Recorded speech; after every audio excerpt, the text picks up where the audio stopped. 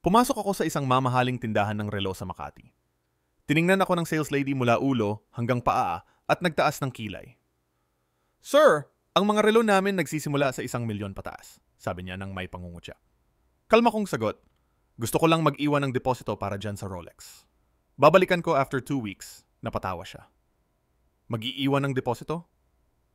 May pera ka ba talaga para dyan? Ngumiti ako, binuksan ang maliit kong velvet pouch at inilapag sa counter ang isang solidong gold bar.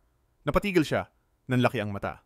Ah, sige sir, ipo-hold namin pero walang refund ha kung hindi ka bumalik. Habang palabas ako, narinig ko siyang bumulong sa katrabaho.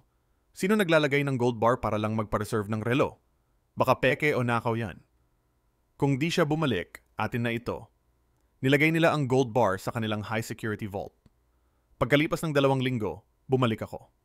Inabot ko ang resibo at sabi ko, salamat sa pag-hold. Keep 3,000 pesos as a thank you.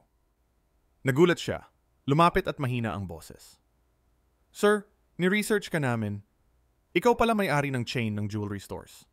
Bakit mo pa ginawa to para lang sa temporary hold? Ngumiti ako.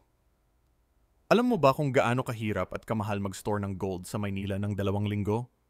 Ang daming papeles at gastos.